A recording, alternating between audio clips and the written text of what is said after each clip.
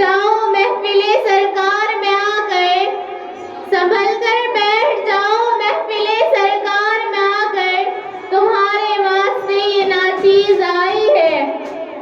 اور پہلے سلام کرتی ہوں بعدہ کلام کرتی ہوں، پہلے سلام کرتی ہوں بعدہ کلام کرتی ہوں، جتنے بھی آئے ہیں سب کا احترام کرتی ہوں۔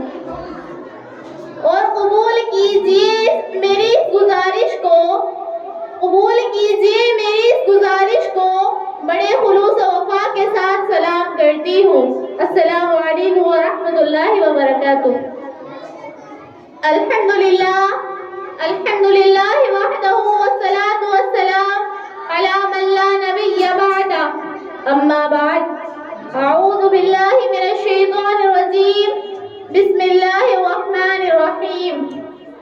قل ان الموت الذي تفرون منه فإنه ملاقيكم ثم تردون إلى عالم الغيب والشهادة فينبئكم بما كنتم تعملون۔ صدق اللہ العظیم۔ پیام مرگ سے اے دل تیرا کیوں دم نکلتا ہے، پیام مرگ سے اے دل تیرا کیوں دم نکلتا ہے، مسافر روز جاتے ہیں راستہ یوں ہی چلتا ہے۔ مومن کبھی ہوتا نہیں موت سے خائف، کہ مومن کبھی ہوتا نہیں موت سے خائف، ایمان کا جوہر ہے بس اللہ سے ڈرنا ہے۔ عمل سے زندگی پر غافلوں کا فخر کرنا ہے، عمل سے زندگی پر غافلوں کا فخر کرنا ہے، یہ جینا کوئی جینا ہے کہ جس کے ساتھ مرنا ہے۔ جہاں جی لگانے کی دنیا نہیں ہے، جہاں جی لگانے کی دنیا نہیں ہے، یہ عبرت کی جا ہے تماشا نہیں ہے۔ ایک دن مرنا ہے آخر موت ہے، کہ ایک دن مرنا ہے آخر موت ہے، کر لو جو کرنا ہے آخر موت ہے۔ تو عزیز سامعان، موت ہر جاندار کے لیے کتنا بھیانک اور کیسا خطرناک لفظ ہے۔ موت سے ہر شخص بھاگتا ہے، بچہ ہو یا جوان، بوڑھا ہو یا بوڑھیا، مرد ہو یا عورت، جھوپڑی میں رہنے والا ہو یا کوٹھیوں میں، دیہات کا رہنے والا ہو یا شہروں کا، مسافر ہو یا مقیم، موت کے اس تلخ گھونٹ کو کوئی پینا گوارا نہیں کرتا۔ موت کی آواز کوئی سننا نہیں چاہتا، مگر اس کے باوجود موت ہر ایک کے پاس آتی ہے۔ کبھی تو ماں کی گود میں آتی ہے اور ماں کی آرزو کو خاک میں ملا کر دیتی ہے، اور کبھی یہ موت بھرپور جوانی میں آتی ہے اور ہزاروں کی تمناؤں پر پانی پھیر دیتی ہے۔ غرض ہر ایک کو موت آتی ہے، فرق صرف اتنا ہے کہ آج ان کی تو کل ہماری باری ہے۔ اسی کو اللہ رب العزت نے اپنے قرآن کریم میں اس طرح بیان فرمایا، قل ان الموت الذی تفرون منہ فإنہ ملاقیکم۔ اے نبی فرما دیجئے جس موت سے تم فرار کرتے ہو تم کو ضرور ملے گی، اور تمہیں اس مالک کی طرف لوٹنا ہے جو تمہارے ظاہر و باطن کا علم رکھتا ہے، اور کل قیامت کے دن جس میں اولین و آخرین سب جمع ہوں گے اور نفسی نفسی کا عالم ہوگا، وہ تمہارے اعمال سے تنبیہ کرے گا۔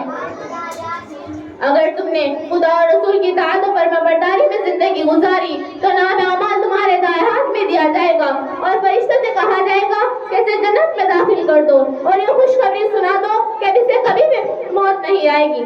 لیکن اگر اس نے خدا اور رسول کے قانون توڑ کر مخلوق خدا کو تکلیف دینے میں اپنی زندگی گزاری، حلال کو حلال حرام کو حرام نہیں سمجھا، رشوت اور سود سے اپنی جیبوں کو بھرا، یتیم اور بیواؤں کے مالوں پر ڈاکہ ڈالا، تو کل قیامت کے دن ناکامی کا جھنڈا اس کے بائیں ہاتھ میں دیا جائے گا، اور فرشتوں سے کہا جائے گا کہ اس کمبخت کو جہنم میں ادھے منہ ڈال دو۔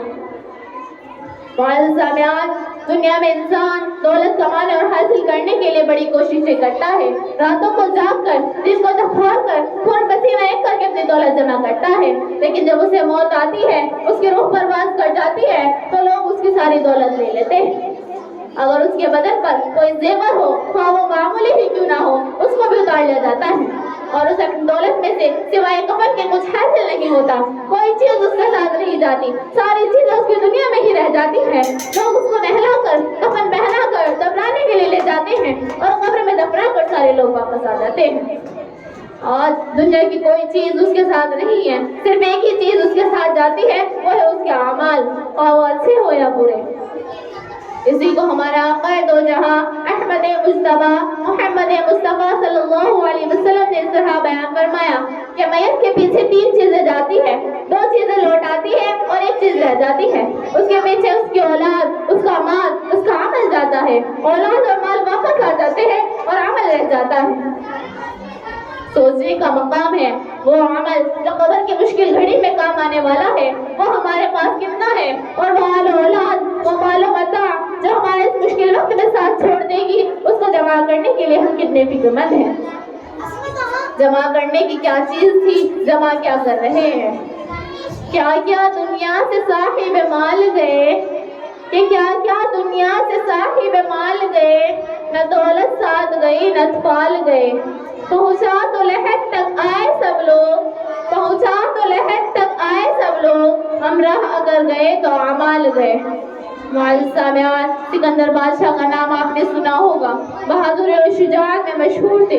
नौजवानी के वक्त यूनान से चले और फतह करते हुए हिंदुस्तान आ पहुंचे और यही से सरजमीन पंजाब को फतह कर लिया और आगे न बढ़े। जब अपने वतन की तरफ रवाना होने लगे तो उनकी तबीयत खराब हो गई और ऐसा मालूम हुआ कि अब जान नहीं बचेगी। उन्होंने अपने वजीरों को बुलाया और कहा कि मेरी मौत का वक्त आ गया है, अब मैं आप लोगों से जुदा हो जाऊंगा। उन्होंने अपने वजीरों से कहा कि जब मैं मर जाऊंगा तो आप लोग मेरा कफन दफन कर देना। वजीरों ने कहा कि हुजूर, जिंदगी भर आपका नमक खाया है, अगर हम आपका कफन दफन भी नहीं करेंगे तो हमसे ज्यादा नमक हराम कौन होगा।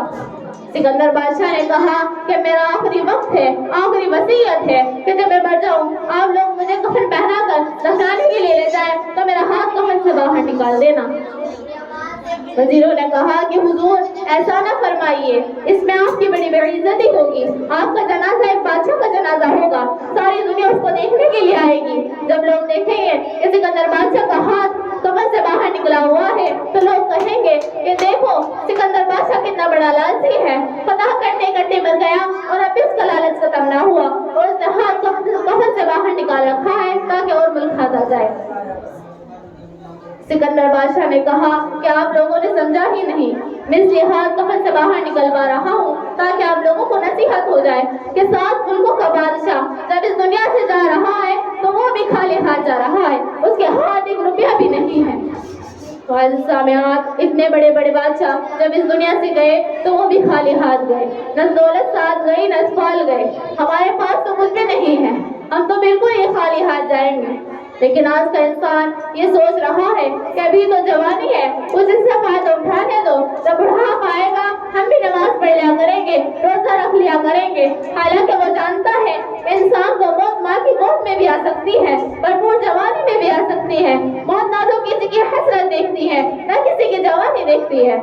इसी को अल्लाह रब्बुल इज्जत ने अपने कुरान करीम में तरह बयान फरमाया, इज़ा जाअ अजलुहुम वला यस्तखिरून सअतन वला यस्तक़दिमून, कि जब मौत का वक्त आता है न एक घड़ी आगे आती है और न एक घड़ी पीछे आती है।